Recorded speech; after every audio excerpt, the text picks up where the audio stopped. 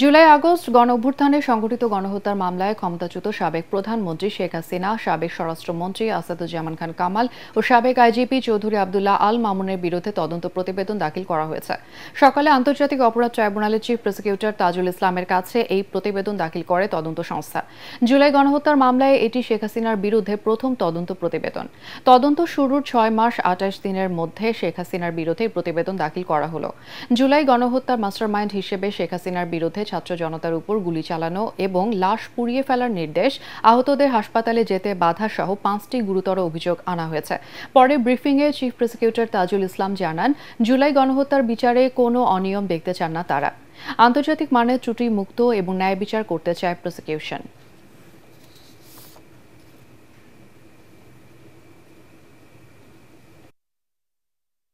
প্রাথমিকভাবে তার বিরুদ্ধে মূলত 5টি অভিযোগ আনা হয়েছে।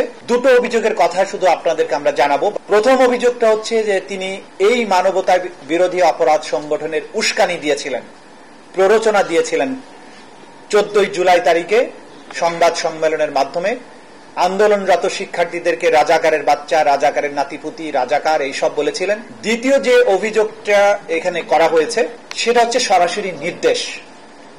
আমাদের তদন্ত সংস্থা তদন্তে শেখ হাসিনার কিছু টেলিফোনিক কনভারসেশন যেগুলো জব্দ করেছেন, যেখানে তিনি বারবার সুস্পষ্টভাবে নিশ্চিত করেছেন যে তিনি রাষ্ট্রীয় সকল বাহিনীকে নির্দেশ দিয়েছেন নিরস্ত্র নিরীহ আন্দোলনকারী যে সিভিলিয়ান পপুলেশন তাদেরকে সম্পূর্ণ নিশ্চিহ্ন বা নির্মূল করার জন্য তিনি নির্দেশ দিয়েছিলেন। দর্শক, এই মুহূর্তে ট্রাইব্যুনালে আছেন আমাদের সহকর্মী মুশফিকুর রহমান, কথা বলছি তার সাথে।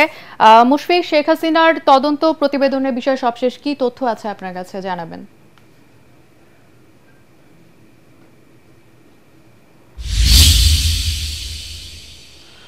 তনুজা, এই মুহূর্তে আন্তর্জাতিক অপরাধ ট্রাইব্যুনালের সামনে দাঁড়িয়ে আছি। কিছুক্ষণ আগেই কিন্তু সাংবাদিকদের সাথে কথা বলেছেন প্রধান চিফ প্রসিকিউটর।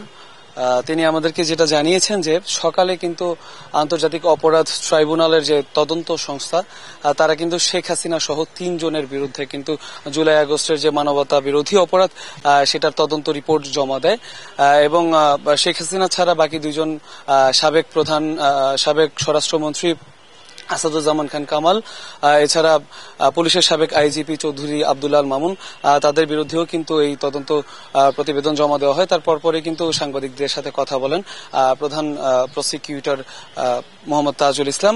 তিনি যেটা জানিয়েছেন যে জুলাই এবং আগস্টের যে গণহত্যা সেটাকে আসলে এতদিন গণহত্যা হিসেবে যারাই বলেছেন এটা গণহত্যা হিসেবে তিনি উল্লেখ করেননি। তিনি জানিয়েছেন যে আন্তর্জাতিক এবং আমাদের দেশের প্রচলিত যে আইন সেই আইন অনুযায়ী এটাকে গণহত্যা বলা যাবে না, এটাকে মানবতা বিরোধী অপরাধ বলা যাবে বলে তিনি জানিয়েছেন। এছাড়া তিনি বলেছেন যে তদন্ত সংস্থা কিন্তু 5টি সুনির্দিষ্ট অভিযোগ তার বিরুদ্ধে এনেছেন, তার মধ্যে 2টার ব্যাপারে তিনি কথা বলেছেন আমাদের সাথে। তিনি যেটা জানিয়েছেন আমাদেরকে যে 14 জুলাই সংবাদ সম্মেলন করার মাধ্যমে সাবেক প্রধানমন্ত্রী শেখ হাসিনা আসলে ছাত্র জনতাকে আন্দোলনকারী ছাত্র জনতাকে রাজাকারের বাচ্চা বলা সহ আরো বিভিন্নভাবে উস্কানি দিয়েছেন এবং এই যে উস্কানি তার পরবর্তীতে সময়ে কিন্তু ছাত্র জনতা যখন আবারও মাঠে সক্রিয় হয় এবং আরো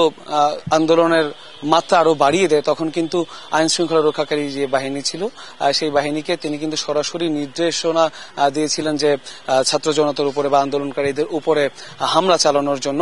সেটা বিভিন্ন ধরনের কল রেকর্ডের মাধ্যমে প্রমাণিত হয়েছে বলে তিনি আমাদেরকে জানিয়েছেন। এছাড়া তিনি বলেছেন যে যারা আহত হচ্ছিলেন আন্দোলনের সময় সেই আহতদেরকে তিনি হাসপাতালে দেখতে যাওয়ার নাম করে তিনি সেই আহতদেরকে চিকিৎসা যাতে বিঘ্নিত হয় সেই ব্যাপারে ডক্টরদেরকে পরামর্শ দিয়েছেন বা নির্দেশ দিয়েছেন বলে এই তদন্ত যে প্রতিবেদন সেই প্রতিবেদনে উল্লেখ করা হয়েছে বলে তিনি জানিয়েছেন। এছাড়া তিনি বলেছেন যে রাজপথে এই আজকে যে তদন্ত রিপোর্টটা জমা দেওয়া হলো এইটার অনুযায়ী আগামী 2 থেকে 3 সপ্তাহের মধ্যে কিন্তু চার্জশিট গঠন করে বিচারিক কার্যক্রম সেটা চালু করা হবে বলে তিনি বলেছেন। এছাড়া তিনি বলেছেন যে এই অপরাধের যে বিচার, সেই বিচারটা আসলে সময় সাপেক্ষ ব্যাপার। সেই ক্ষেত্রে রাজপথের যে আন্দোলন করে কোনো চাপ সৃষ্টি করে আসলে ট্রাইব্যুনালকে চাপ সৃষ্টি করা যাবে না। চাপ সৃষ্টি করলে আসলে যে বিচার কার্য হবে সেই বিচার কার্যটা নিরপেক্ষ হবে না। এই জন্য তিনি সবাইকে আহ্বানও জানিয়েছেন। এবং সকালবেলা কিন্তু আমরা দেখেছি যে শাপলা চত্বর এবং জুলাই আগস্টের যে মানবতা বিরোধী অপরাধ, সেই অপরাধের জন্য সাবেক সেনা কর্মকর্তা জিয়াউল আহসান সহ ঢাকা উত্তর সিটি কর্পোরেশনের সাবেক মেয়র আতিকুল ইসলাম সহ মোট 13 জনকে কিন্তু আন্তর্জাতিক অপরাধ ট্রাইব্যুনালে হাজির করা হয়েছে। তনুজা, এই ছিল এখনকার মতো আমার কাছে সব। মুশফিক, আপনাকে ধন্যবাদ।